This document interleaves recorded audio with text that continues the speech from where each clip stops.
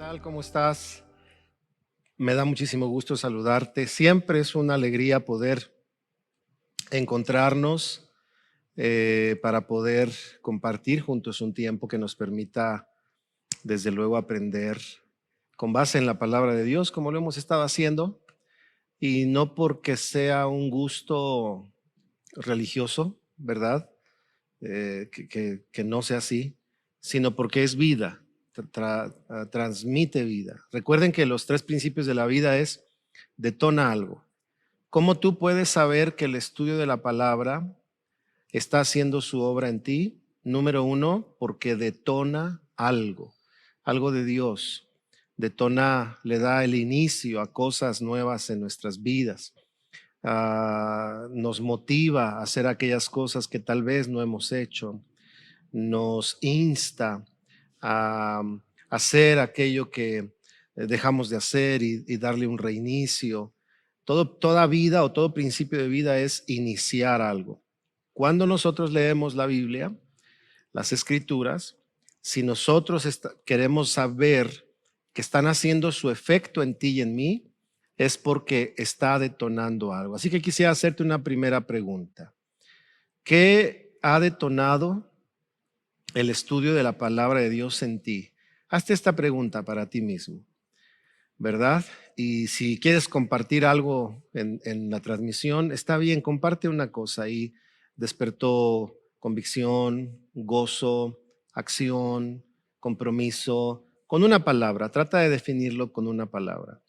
Pero de manera personal, haz una revisión que te permita a ti saber qué se ha detonado en este tiempo que hemos comenzado estos estudios. ¿Qué se ha detonado en tu vida? Y si acaso habemos alguno que dijéramos, caray, pues todo está muy bonito, pero no he visto algo que se detone, yo te diría dos cosas. Número uno, pon tu atención, dirige tu atención hacia aquello que te va a permitir enfocar y pedir delante de Dios que algo se detone del Señor en tu vida, ¿verdad? Y la segunda cosa es pon tu atención de manera personal. Una es pedir a Dios y la otra es de manera personal decir, ok, voy a meditar. Estoy aprendiendo esto, ok, ¿qué debería detonarse en mi vida en este tiempo? Voy a ser muy gráfico, para poner ejemplos muy prácticos, porque a veces nos vamos muy lejos y nos volvemos un poquito o un demasiado espirituales, decía alguien hace muchos años, espiritualoides, ¿no? Y decimos, ay, siento mucha paz, pero nada cambia en nosotros. Así que quiero hacer algunos ejemplos. Si por ejemplo, en lo que hemos estudiado, la palabra ha detonado convicción, pues solo define convicción en qué y cómo se está manifestando esta convicción. ¿Cuál es la manera en la que tú ves tus convicciones? Pues muy sencillo, con tus acciones.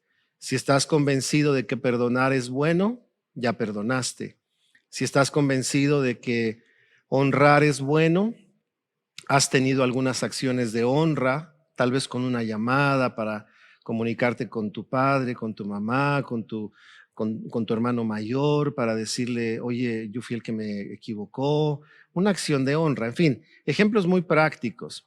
Si hemos hablado de que la convicción ha llegado a mi vida, de que necesito una participación distinta en mi casa, bueno, revisa cómo es que se está dando la acción de participar en casa, ¿verdad? En cosas muy prácticas como padre hablando con los hijos, como padres tomando un tiempo con la familia, como hijos, cómo estoy participando en mi casa, me tienen que decir que levante la mesa para levantarla o estoy convencido de que es bueno ser parte de mi casa.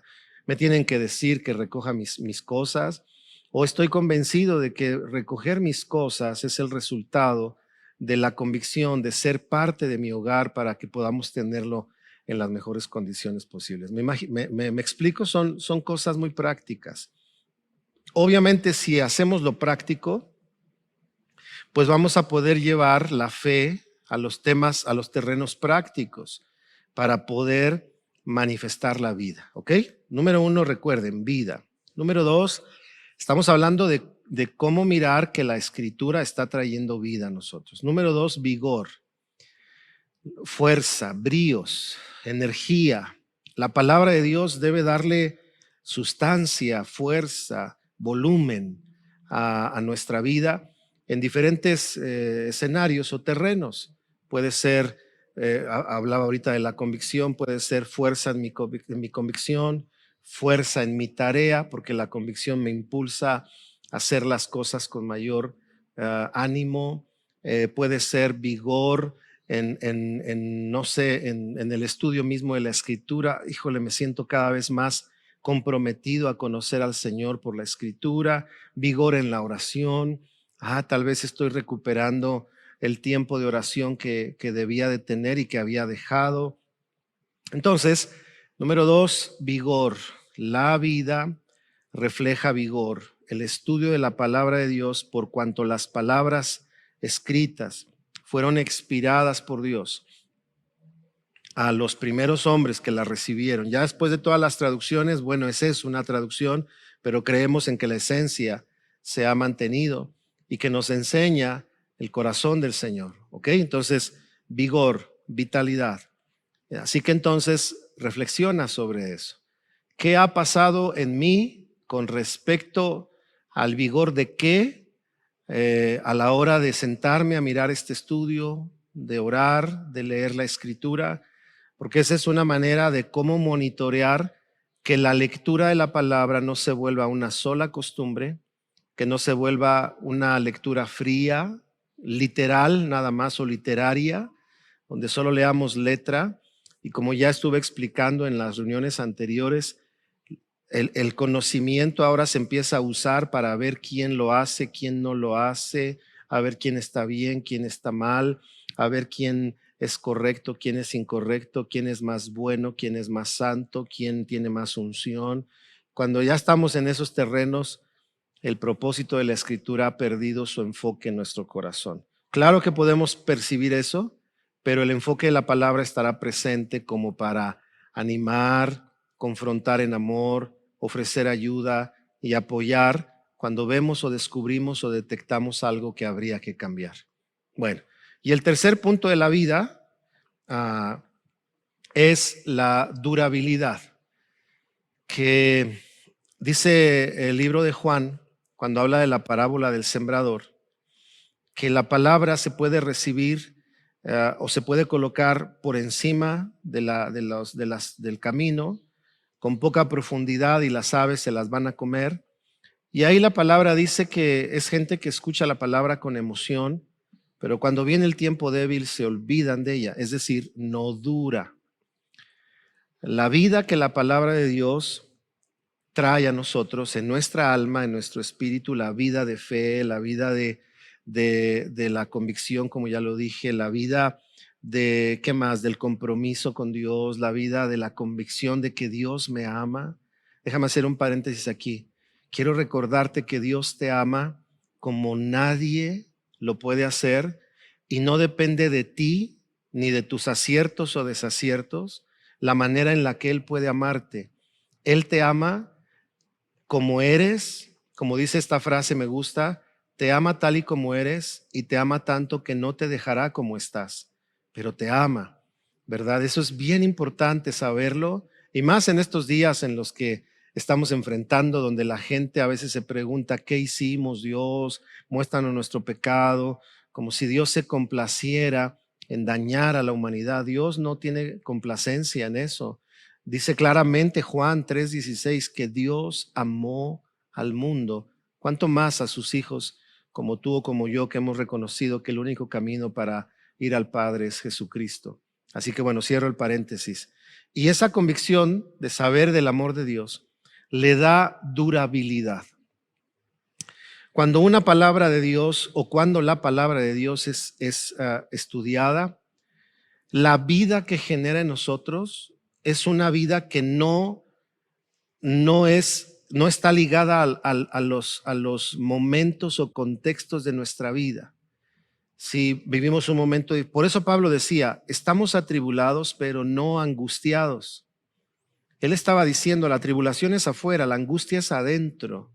Él decía, estamos derribados, pero no destruidos, porque él creía que las promesas de Dios y la palabra de Dios y la presencia del Espíritu de Dios, del ángel del Señor, que él había tenido encuentros con él, estaban con él, ¿verdad? Entonces él decía, derribados, pero no destruidos. ¿Por qué? Porque la palabra que había recibido, el encuentro con Jesús, que es la palabra viva de Dios, permanecía y le daba durabilidad.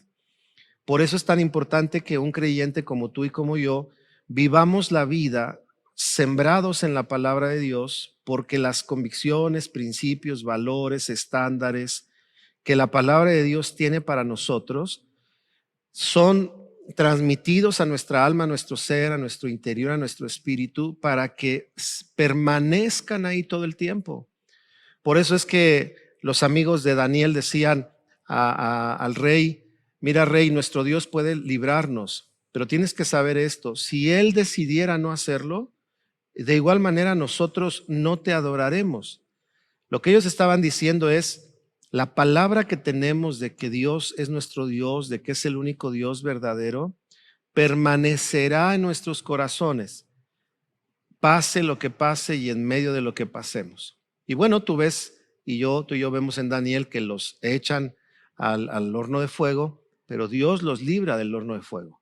Que esta es otra de las verdades de la palabra de Dios, que aunque pasemos por momentos difíciles, la palabra que ellos creyeron en Dios y de Dios les hizo mantenerse ahí y el poder de Dios los guardó de no consumirse. Tres cosas hace la palabra en el contexto de vida. Detona, ¿qué más hace? Número uno, despierta o detona.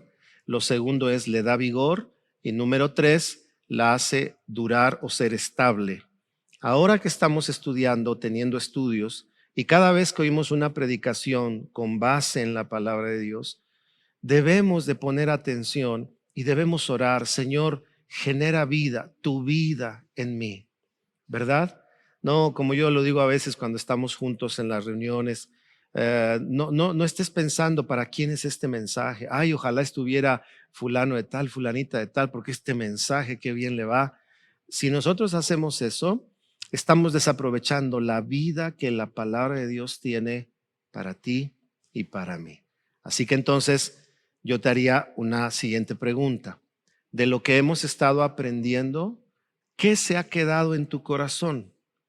¿Verdad? Porque si está en tu corazón, estará en tu mente. Si está en tu corazón, estará en tu boca.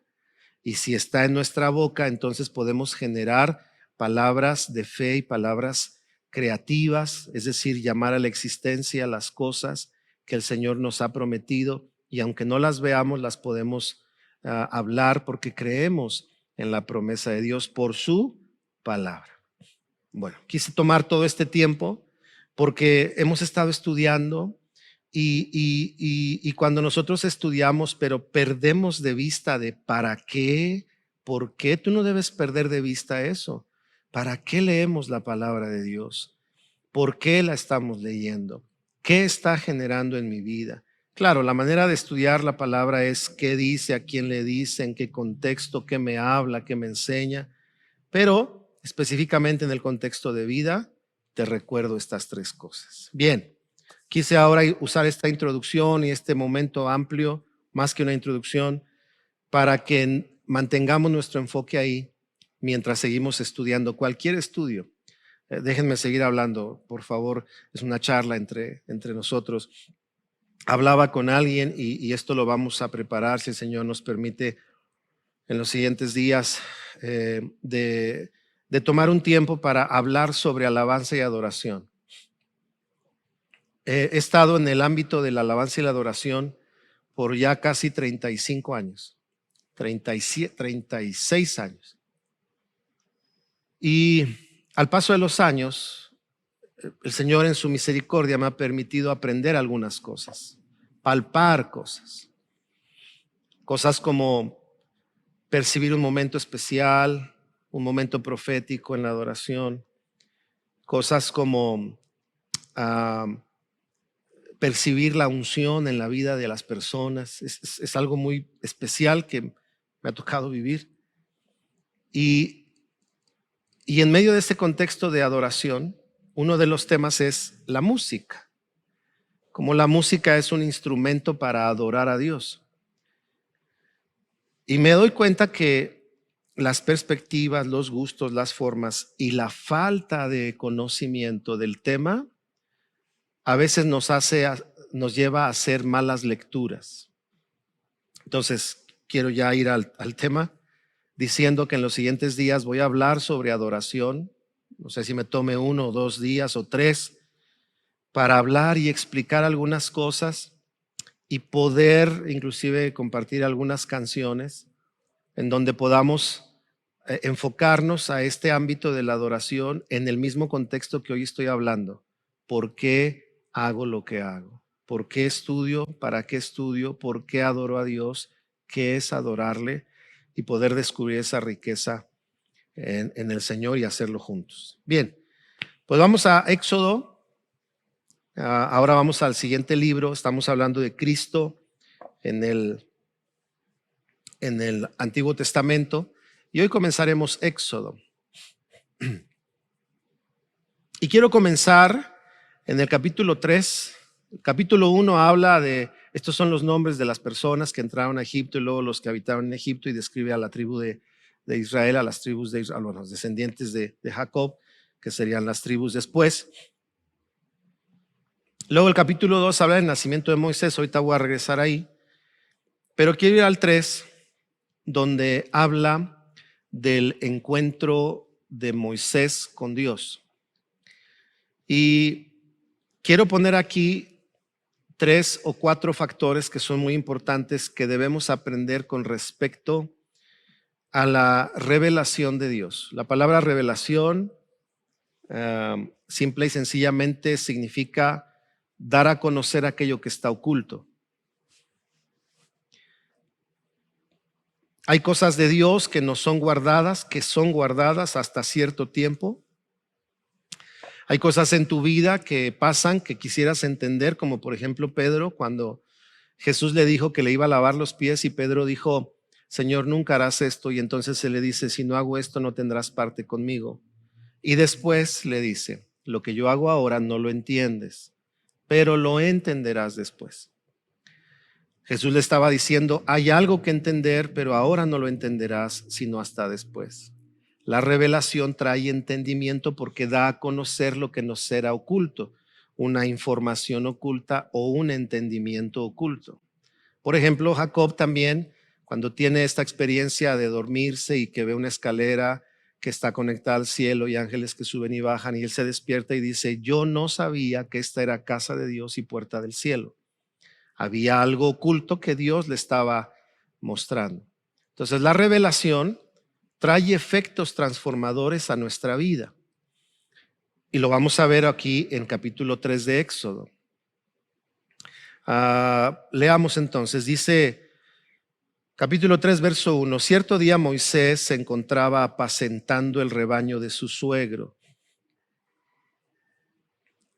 Jetro, quien era sacerdote de Madián, llevó el rebaño al corazón del desierto y llegó al Sinaí, el monte de Dios. Allí el ángel del Señor se le apareció en un fuego ardiente en medio de una zarza.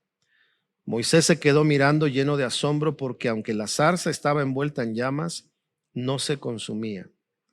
Esto es increíble, se dijo a sí mismo, porque esa zarza no se consume. Tengo que ir a ver de cerca. Cuando el Señor vio que Moisés se acercaba para observar mejor, Dios lo llamó desde el medio de la zarza: Moisés, Moisés. Aquí estoy, respondió él. No te acerques más, le advirtió el Señor. Quita las sandalias porque estás pisando tierra santa. Yo soy el Dios de tu padre, el Dios de Abraham, el Dios de Isaac y el Dios de Jacob. Cuando Moisés oyó esto, se cubrió el rostro porque tenía miedo de mirar a Dios. Luego el Señor le dijo: ciertamente he visto la opresión que sufre mi pueblo en Egipto. He oído sus gritos de angustia a causa de la crueldad de sus capataces. Estoy al tanto de sus sufrimientos. Por eso he descendido para rescatarlos del poder de los egipcios, sacarlos de Egipto y llevarlos a una tierra fértil y espaciosa. Es una tierra donde fluyen leche y miel, la tierra donde actualmente habitan los cananeos, hititas, amorreos, fereceos, heveos y los jebuseos. Mira, el clamor de Israel me ha llegado y he visto con cuánta crueldad abusan de ellos los egipcios. Ahora ve, porque te envío al faraón. Tú vas a sacar de Egipto a mi pueblo Israel. Hasta ahí.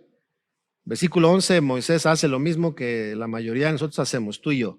¿Yo? Pero sí, pero eso lo vamos a ver después. De toda esta lectura vamos a ir viendo versículos por versículos y vamos a mirar algunas cosas muy interesantes en el contexto de revelación. Número 1, el primer principio es, tú y yo debemos de saber que la revelación de Dios inicia en Dios. Es decir, nadie puede hacer que Dios se revele a su vida, ¿verdad? Nadie, tú y yo, no podemos hacer que Él se revele. Mira, yo he escuchado frases como, vamos a hacer que caiga la presencia de Dios, vamos a hacer que la presencia de Dios venga. Con todo respeto a quien piense así, yo diría, no podemos nosotros hacer eso. En todo caso, cuando Dios nos permite a través del don que nos ha dado generar un ambiente de su presencia tan manifiesta, es porque Él quiso hacerlo y usó un vaso para que así fuera, como pasó con la zarza, como lo hizo delante de Moisés. Entonces, el primer punto que tú tienes que saber acerca de la revelación de Jesús, de Dios a nuestra vida, es que esa revelación es el deseo de Dios, es decir, Dios tiene la iniciativa de revelarse. Nadie, por eso hay gente que lee la Biblia y no conoce a Jesús, como pasaba en Juan 5, 39 y 40, que hemos estado hablando varias veces o todas las veces que iniciamos nuestro estudio. La gente leía la Biblia, pero no podía mirar a Jesús. ¿Se acuerdan? O reconocer a Jesús. Así que número 1, que Dios se revele es un acto de Él. Lo primero entonces que aprendemos es que cuando leemos la Biblia y cuando tenemos nuestra experiencia personal con Dios, algo que debemos de tener presente es, Señor, revélate a mi vida. Háblame. Dime lo que tú quieres y tienes para mí.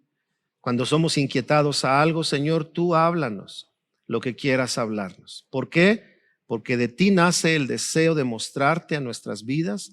A ti te pedimos que nos permitas entenderlo. Mira, Moisés ni siquiera lo pidió. Tampoco Pablo lo pidió. Por eso les digo, el principio de revelación no viene de nosotros, es de que Dios quiere hacerlo. Por eso el asunto de salvación es grandioso. Porque si tú un día creíste en Jesús como Salvador, no es porque tú lo encontraste, es porque Él se reveló a tu vida. Y algunos de ustedes les hablaron una y otra vez y ustedes hasta se enojaban con los cristianos, hasta se burlaban de ellos algunos, pero un día algo pasó y se quitó ese velo y lo que no se entendía y lo que no se sabía, ahora se hace evidente y reconocieron algunos de ustedes que el Señor era el Salvador. Por ejemplo, en mi propia experiencia, yo había crecido en la iglesia cristiana, pero yo no me había dado cuenta que yo no le había entregado mi vida a Jesús. Y un día, estando acostado a los 14 años en la cama de mi habitación, me acuerdo muy bien, un verano, vacaciones de verano, había salido a jugar, regresé de jugar, me acosté en mi cama un rato para descansar y ahí, sin un culto de oración, sin un día de ayuno, ahí en mi cama, después de jugar 14 años, vino un pensamiento a mi vida y el Señor empezó a revelarse. Y mi conclusión fue esta: yo sé de ti, hablo de ti, canto en un grupo evangelístico, digo que tienen que reconocerte, pero yo jamás te he entregado mi vida. Y me acuerdo que me bajé de la cama, me giré, caí de rodillas y le dije al Señor: te reconozco como mi Salvador. Yo te he predicado, le he dicho a la gente con canciones y con palabras que hay que reconocerte, pero hoy me doy cuenta que yo no te he entregado mi vida. Y a la edad de 14 años le entregué mi vida a Jesús. Ahora, ¿qué pasó? Que Él se reveló a nuestras vidas, a mi vida. Ahora, te voy a confesar algo que algunos ya saben. Yo tenía 14 años, estaba en la secundaria y recuerdo que aunque iba a la iglesia era muy grosero. utilizaba groserías con mis labios, con mi boca. Y yo creo que las groserías tienen diferentes contextos en diferentes lugares y países, ¿verdad? Recuerdo que alguna vez estuve en Cuba y palabras que aquí son muy normales, para ellos son ofensivas o son altisonantes, ¿verdad? El tema es que cuando el Señor me habló y le entrego mi vida, regreso de las vacaciones a la escuela secundaria y al paso de unos días, un amigo se acerca y me dice: tú tienes algo diferente. Fíjate bien, porque a Dios le plació revelarse a mi vida. Oye, déjame hacer aquí un paréntesis. Tal vez no vaya a ser que tú que me estás viendo o alguien de tu casa, tú que estás acompañando, sabes de Dios, estás en las iglesias, en las reuniones, pero te estás dando cuenta que como yo, nunca le has entregado tu vida a Jesús y no ha habido ningún cambio de conocer a Cristo y no conocerlo. Si ese es tu caso, seguramente hoy Dios te está hablando como lo hizo conmigo. Ese es asunto de Dios contigo. Mi amigo me dijo: algo tienes diferente. Y yo le dije: no, porque realmente era lo mismo. Yo seguía siendo el mismo en la escuela, hasta que él me dijo: ¿sabes qué? Una de las cosas que estoy viendo desde que regresamos a la escuela, me dijo, es que ya no te he oído decir groserías. Ni yo me había dado cuenta que ya no me salían las groserías. Desde esos años, desde 1984 hasta ahora, no he vuelto a decir una grosería, ¿tú crees? Ni una. Me la sé, claro que me la sé, pero hasta incomodidad me da pensarlas. A mí. No estoy hablando de otros que lo que sea, pero a mí me ha generado eso. ¿Quién lo hizo? ¿Yo? No, tenía 14 años.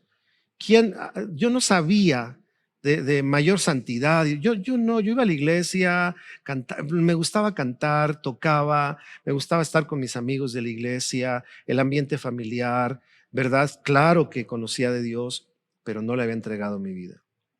Número 1, la revelación es iniciativa de Dios. ¿Ok? Ahora, número 2, cuando Dios se está revelando, como lo hizo con Moisés, dice que había algunas características muy interesantes en Moisés. Fíjense bien. Dice número 2, versículo 2. Dice que Moisés llegó al monte de Dios, al Sinaí, y ahí el ángel del Señor se le apareció en una zarza ardiente, y Moisés se quedó asombrado porque no se consumía. Después dice en el versículo al final 3, tengo que ir a ver a verla de cerca. Segundo factor en el ámbito de la revelación. Ahora que estudiamos la Biblia y siempre que escuchamos un mensaje basado en la Biblia, aquí en nuestra casa, todos los mensajes que yo comparto están basados en la Biblia. Todos, ¿verdad? Por eso siempre doy un versículo o doy versículos para que lean, porque está basado en la Biblia. Y lo segundo es, iré a ver. ¿Cómo le llamas a eso? Le llamas interés. Cuando ya Dios se está revelando, es como aquella tarde que el Señor me hizo saber que yo no le había entregado mi vida. Yo podía haber dicho, pero ¿y eso para qué? Si yo ya lo conozco desde niño, desde 5 años. No, sino que hubo un interés. Me interesó lo que estaba yo pensando y dije, ay, algo está ocurriendo de verdad. Yo nunca había pensado en esto y me vino una necesidad de doblar mis rodillas. Nadie me veía, nadie me hizo un llamado al altar, y ahí en la cama, a los pies de mi cama, le dije, te entrego mi vida, Señor. Desde 1984. Me acuerdo de eso y de verdad que me dan ganas de llorar. Del amor de Dios, la misericordia de Dios, la gracia de Dios. Bueno, el tema es que ante eso que Dios hizo con Moisés, él tuvo que manifestar interés. Así que el segundo aspecto es que cuando Dios se empieza a revelar a tu vida y a la mía, no pierdas la oportunidad de mostrar interés. Interés se define como aquellas cosas que se vuelven importantes o relevantes para nuestra vida y a las que le prestamos atención, ¿verdad? Así que si tú y yo ponemos interés en nuestra casa, seguramente Dios nos revelará algo. Si ponemos interés en nuestra vida con Él, Él nos mostrará lo que Él quiera mostrarnos. Si ponemos interés en lo que hoy está pasando en el mundo, Él nos hablará para aprender en el presente y en el futuro de lo que hoy estamos atravesando. Interés. Dice después, cuando el Señor vio que Moisés se acercaba, fíjate cuando Dios decidió comenzar a hablar, porque primero solo se mostró, luego le empezó a hablar. Cuando vio que iba a venir Moisés, cuando él se acercaba, Dios lo llamó desde el medio de la zarza: Moisés, Moisés. No le dijo, hey, oye, espérate, hey tú. No, le dijo por su nombre, Moisés, Moisés. Porque el tercer aspecto de la revelación es que es personal. Cuando a ti te es mostrado algo en tu corazón, ya sea por la escritura, el entendimiento, el conocimiento, o algo personal por la intimidad que tienes con el Señor, que te pertenece solo a ti, que no es un estándar para todos. Por ejemplo, un llamado al ministerio pastoral no es un llamado para todos. Un llamado al ministerio profético no es para todos. Un llamado a ser empresario no es para todos. Lo que sí es para todos es el llamado. ¿A qué? Eso es muy personal. Así que el tercer aspecto de la revelación es que Dios lo hace personal. Moisés, Moisés.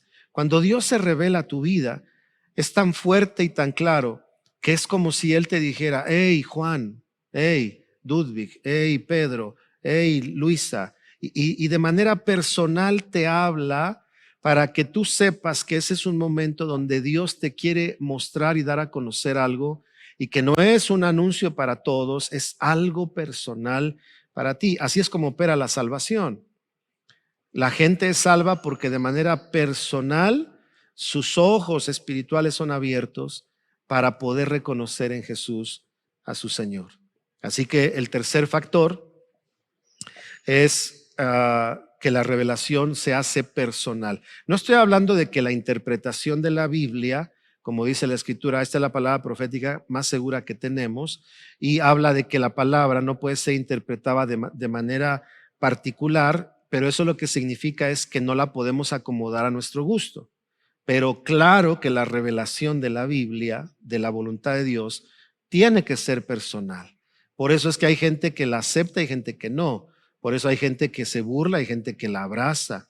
Por eso hay gente que la cree y la valora, y hay gente que la desprecia, porque es totalmente personal. Después dice que cuando el Señor le dijo, Moisés, Moisés, él respondió, aquí estoy, aquí estoy. Y eso te habla de un cuarto factor en donde el conocimiento de Dios se hace necesario, se hace importante. ¿Cuál es ese cuarto factor? Disposición. La disposición se entiende como las características de alguien o algo que puede ser tomado o usado cuando otro lo quiera. ¿Verdad? Cuando tú te acercas a un taxi, le dices, ¿está libre? ¿Verdad? Yo no entiendo a los taxistas que su letrero dice libre y ya no dan servicio, no los entiendo. O libre y traen gente atrás, me da risa. Pero en términos generales, un taxista que tiene libre debería de hacerte la parada porque está disponible. ¿Me explico? Si está disponible, ¿qué puedes hacer? Abordarlo y pedirle que te lleve a donde tienes que ir. Porque eso es disposición. Es el contexto de estar a la voluntad de alguien más para que ese alguien más haga de nosotros uso como él quiera. Disposición. Y Moisés respondió, aquí estoy. Cuando el Señor comienza a mostrarse, por eso hace rato te preguntaba, ¿qué has saltado en tu corazón durante estos días que nos hemos sentado a mirar? Yo también lo hago, me siento a ver a otras personas, me siento a meditar, después veo las propias prédicas, los propios estudios que tenemos y que lanzamos. Me siento otra vez a leerlos, a escuchar, y hasta yo mismo digo, mira qué interesante esto, y me vuelve a recordar lo que yo mismo estoy compartiéndote. Así que entonces, disposición, aquí estoy. ¿Sabes que Decirle a Dios, aquí estoy, te lo digo de manera personal, creo que es de las mejores maneras de trabajar o de interactuar con Dios. Aquí estoy. Porque hay muchas frases que la gente tiene. ¿Dónde estás, Señor? ¿Por qué tardas, Señor? ¿Por qué a mí, Señor? ¿Qué está pasando, Señor? Pero pocas veces el Señor escucha esta voz que le dice, aquí estoy. Estar aquí es disponerse al Señor. Queremos que el Señor siga revelando a nuestras vidas, además de lo que ya compartí. La disposición es muy importante. Disponer al Señor lo que Él tiene para nosotros. Jesús, por ejemplo, oró en el huerto y decía, si es posible, pase de mí esta copa. Y Él lo que hizo fue disponerse, si es posible, pero no se haga mi voluntad, sino la tuya. Cuando nosotros hacemos eso, encontramos el propósito de Dios para nuestras vidas. Sigue diciendo el texto y vamos a ir terminando. Dice, respondió él, no te acerques más, le advirtió el Señor. Quítate las sandalias porque estás pisando tierra santa.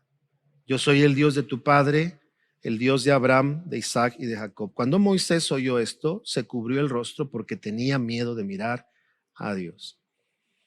Quinto factor